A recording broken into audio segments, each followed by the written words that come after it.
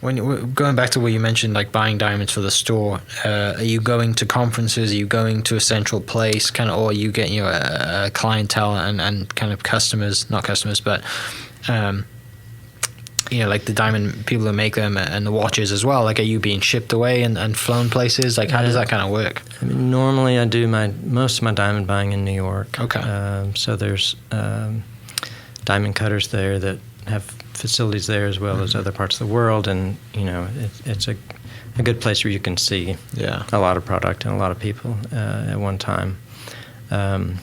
We've made a trip to Africa. We've gone to other places for on occasion, but most of it I can do in New York. And then, we'll certainly do some, especially through the pandemic. Haven't traveled as much, so companies that we've had relationships for a long time, diamond cutters will send us a lot of product. We'll pick and choose some things and send back. Everything comes through the mail. As secured as it can be, right? How with stuff like going to New York and back when we can travel, and hopefully we get to do that. And you mentioned going to Africa. What's going to Africa like, being in diamond business and going and buying and sourcing? Like, people see the movies, right, and they see all that, and they probably think the worst things ever, right? What is it actually like? Well, I think it's important to know that what the movies and other issues are about. It's certain pockets and parts of Eastern Africa, and so there's South Africa, Namibia, Botswana. The diamond industry is so important to those communities, and it really supports the communities, and the diamond industry gives back to a lot of ways to those communities, communities through building schools and orphanages and a lot of different ways. So it was nice to kind of see some of that, and as well as see an actual diamond mine. In the U.S. there's no diamond mines except where you can kind of go pilfer through some things in Arkansas at a state park, but the closest real mine here is in far north Canada.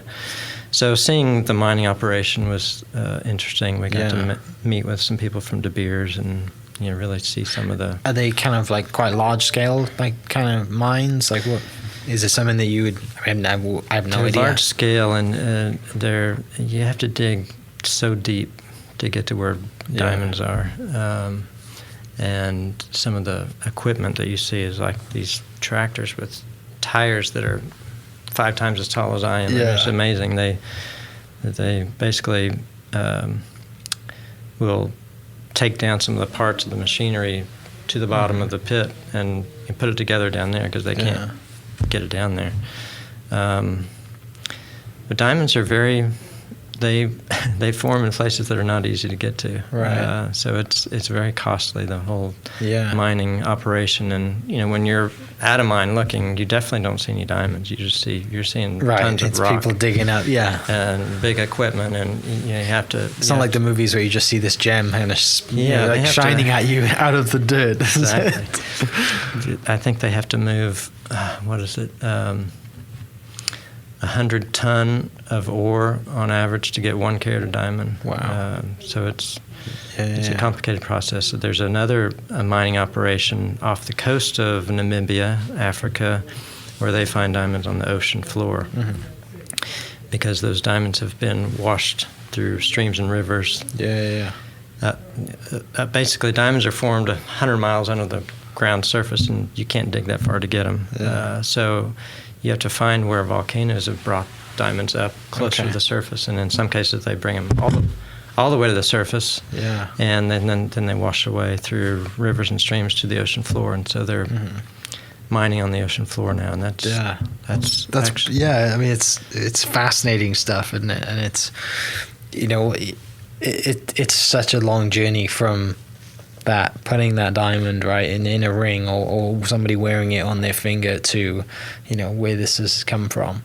It is an amazing journey from the mining process, and then when you cut a piece of rough diamond, you typically lose at least half the weight of the rough, and it's a pretty laborious job to cut a diamond. It takes at least a diamond of any size, like a carat or more, just to saw the rough diamond in half, which they typically do before they cut diamonds, may take 8 hours to cut through the diamond, unless it's done with a laser.